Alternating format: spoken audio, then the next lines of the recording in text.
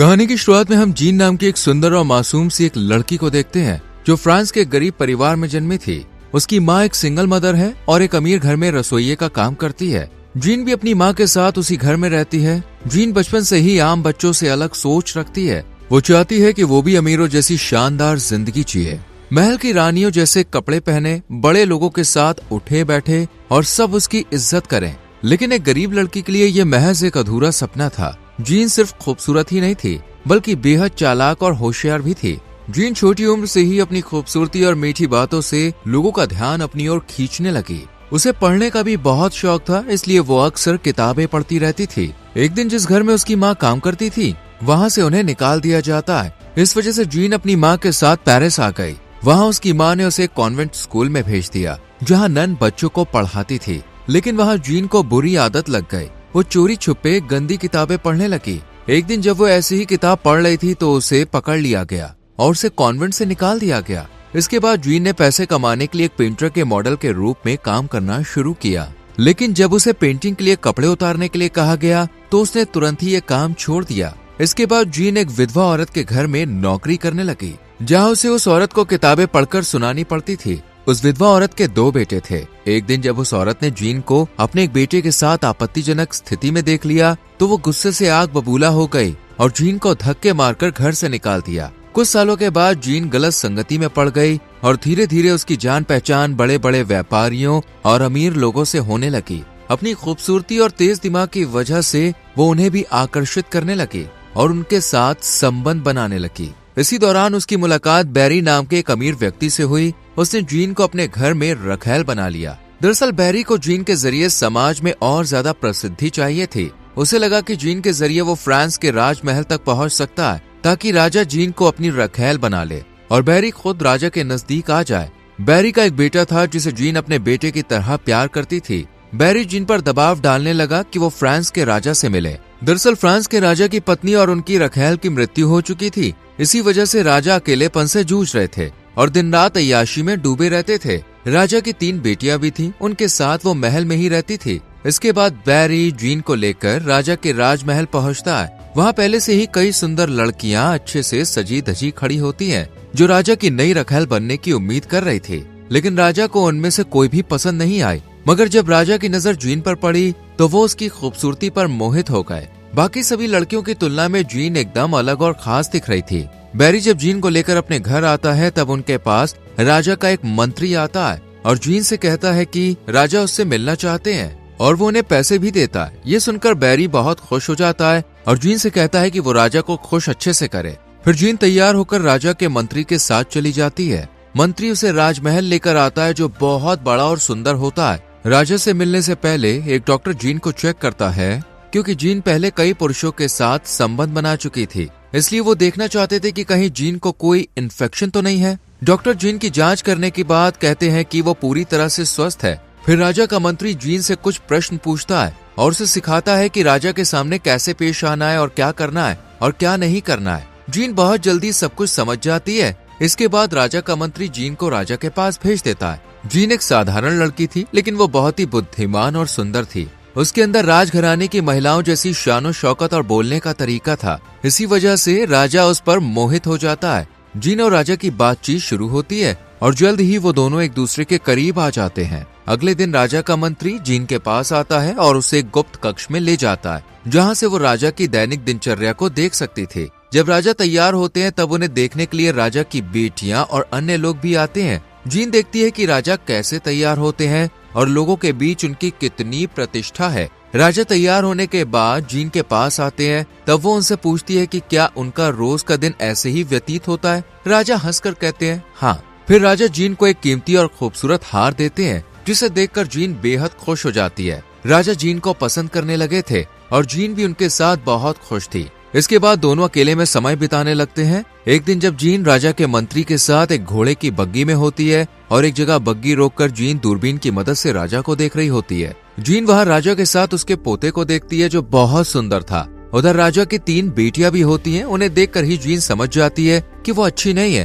क्योंकि वो अपने नौकरों के साथ बुरा व्यवहार कर रही होती है। तभी राजा की एक बेटी की नजर बग्गी के अंदर बैठी जीन पर जाती है। उसे देखकर राजा की बेटी अपनी बहनों को उसके बारे में बता देती है। इससे वो समझ जाती है कि उनके पिता का जीन के साथ अफेयर चल रहा है। मंत्री जब देखता है उन्हें देख लिया गया है, तब वो जल्दी से अपने आदमी को बग्गी तेज भगाने के लिए कहता है। इसके बाद जब राजा अकेले होते हैं तब उनकी तीनों बेटियां उनके पास आती हैं और उनसे कहती है, हम अभी तक अपनी माँ की मौत के सदमे से बाहर नहीं आ पाए हैं और आप रखेलों के साथ मौज मस्ती कर रहे हैं। ये हमसे सहन नहीं होगा क्योंकि समाज में लोग हम पर हंसेंगे। राजा अपनी बेटी के चले जाने के बाद मंत्री से कहते हैं कि अब वो जीन को अपने से दूर नहीं कर सकते, लेकिन उससे शादी भी नहीं करना चाहते। इसलिए वो जीन को फर्स्ट लेडी बना देते हैं, जो रानी तो नहीं होती पर उसे रानी की तरह सुख सुविधा मिलती है। इसके बाद राजमहल में जीन का भव्य स्वागत किया जाता है, पर जीन को सबने महल में खुले दिल से स्वीकार नहीं किया। राजा की बेटियों को जीन बिल्कुल भी पसंद नहीं थी और रईस महिलाओं को भी ये पसंद नहीं आया कि एक आम लड़की को इतनी ऊंची जगह दी जा रही है। वो लोग मानती थी कि उसे राजा के इतने करीब नहीं होना चाहिए।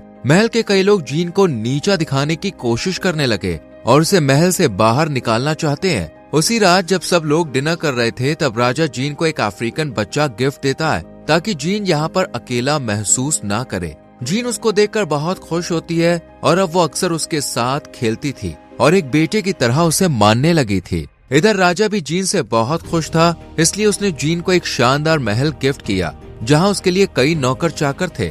जीन इस नई जिंदगी से बेहद खुश थी, लेकिन अंदर ही अंदर उसे डर भी लग रहा था कहीं राजा को कोई और लड़की पसंद ना आ जाए और वो उसे छोड़ ना दे।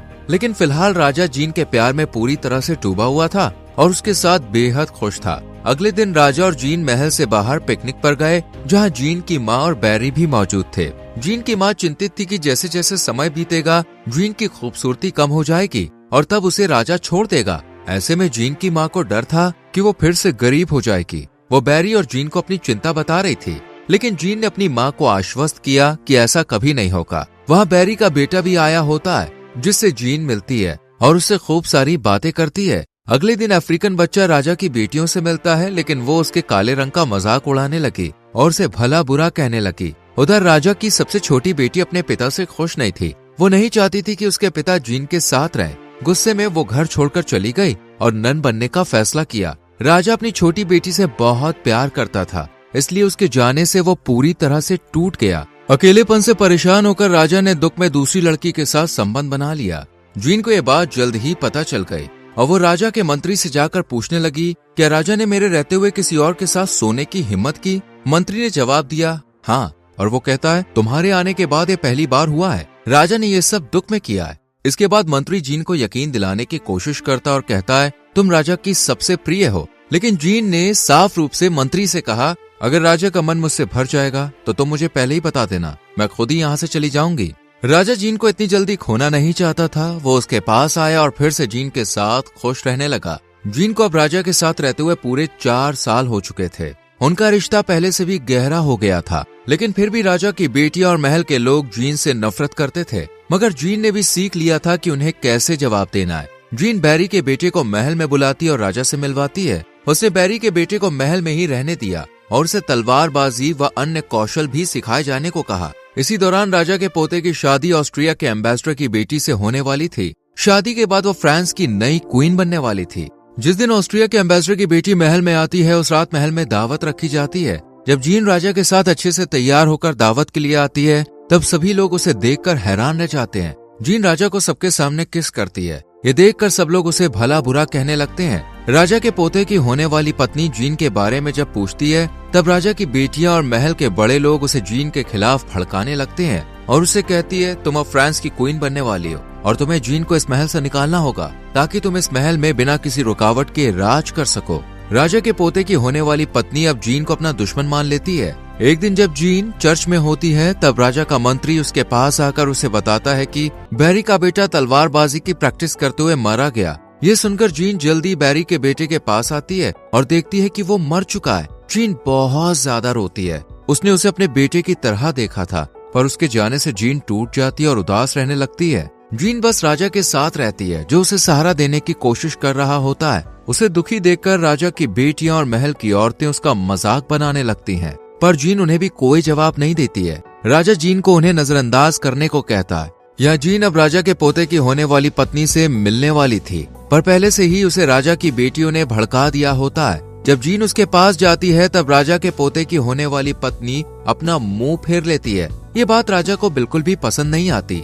राजा जीन से कहता है कि तुम्हें फ्रांस और ऑस्ट्रिया दोनों देशों के अच्छे रिश्ते रखने के लिए राजा के पोते की होने वाली पत्नी से दोस्ती करनी होगी। इसलिए जीन उसके पास जाती है और उससे बात करती है। उसके पास भी ऑप्शन नहीं होता क्योंकि उसे भी अपने देश के रिश्ते बेहतर करने हैं, इसलिए वो भी जीन से बात करती है, जिससे जीन खुश होकर ये बात राजा को बताती है और कहती कि मुझसे तुम्हारे पोते की होने वाली पत्नी ने अच्छे से बात की। ये सुनकर राजा भी खुश होता है। कुछ दिन बाद राजा की तबीयत बिगड़ने लगी और उन्हें स्मॉल पॉक्स हो गया, जिस वजह से वो बिस्तर पर पड़ गए। राजा की तबीयत अब दिन बर दिन खराब होती गई और वो कमजोर पड़ने लगे। जीन इस मुश्किल समय में राजा की बहुत सेवा करती है और उनका पूरा ख्याल रखती है। लेकिन जैसे जैसे राजा की हालत खराब होती गई, महल में जीन के लिए मुसीबतें बढ़ने लगी, क्योंकि अगर राजा मर गया तो उसे महल से बाहर निकाल दिया जाएगा। इसलिए राजा चाहते थे कि जीन अभी ही यहाँ से चली जाए ताकि बाद में उसके साथ कुछ बुरा ना हो। पर जीन राजा को इस हाल में नहीं छोड़ना चाहती है। कुछ टाइम के बाद राजा की तबीयत ठीक नहीं हुई और राजा समझ गया था कि अब मौत नजदीक है। इसलिए वो जीन से कहते हैं कि अब तुम महल से चली जाओ, क्योंकि लोगों को पहले से ही हमारा रिश्ता पसंद नहीं था और अगर मैं मर गया तो वो लोग तुम्हारी भी जान ले सकते हैं। जीन राजा को इस हालत में नहीं छोड़ना चाहती, पर उसे भी पता है कि उसे जाना होगा। वो राजा से आखिरी बार मिलती है और दोनों बहुत इमोशनल हो जाते हैं और आखिरी बार एक दूसरे को अलविदा कहते हैं। फिर जीन महल छोड़कर चली जाती है, जबकि अफ्रीकन बच्चा यहीं रहता है। उसके जाने से राजा की बेटियां और कई लोग काफी खुश थे। यहाँ कुछ दिन बाद ही फ्रांस के राजा की मृत्यु हो जाती है, जिससे महल में मातम छा जाता है। राजा की मौत के बाद राजा के पोते को नया फ्रांस का राजा बना दिया जाता है। वहीं जीन के पास ना कोई ताकत थी और ना ही कोई उसका साथ देने वाला। उसे समाज से बहिष्कृत कर दिया गया और उसे 1 साल तक कॉन्वेंट में बंदी बनाकर रखा गया, जिसके बाद राजा के पोते ने उसे आजाद करवाया और महल में आने से मना किया। उसके कुछ साल के बाद फ्रेंच रेवोल्यूशन हुआ। इसके कारण फ्रांस की राजशाही का अंत हुआ और एक रिपब्लिक की शुरुआत हुई। इसके बाद फ्रांस के राजा को भी गिरफ्तार कर लिया गया और संसद ने उन्हें देशद्रोह के आरोप में दोषी करार दिया और उन्हें उम्र कैद की सजा दी गई। साथ ही जीन पर रिपब्लिक के खिलाफ आंदोलन करने के लिए उस पर मुकदमा चलाया गया और उसको मौत की सजा दी गई। वहीं आगे चल के फ्रांस के राजा की भी जेल में मौत हो जाती है और इसी के साथ मूवी खत्म हो जाती है। दोस्तों, यहाँ तक देखने के लिए thank you very much. Video अच्छी लगी हो तो लाइक और शेयर करें और चैनल को सब्सक्राइब करके बेल आइकॉन प्रेस करें, जिससे आने वाली वीडियोस मिस ना हो। मिलते हैं अगली वीडियो में। Till then bye bye, take care.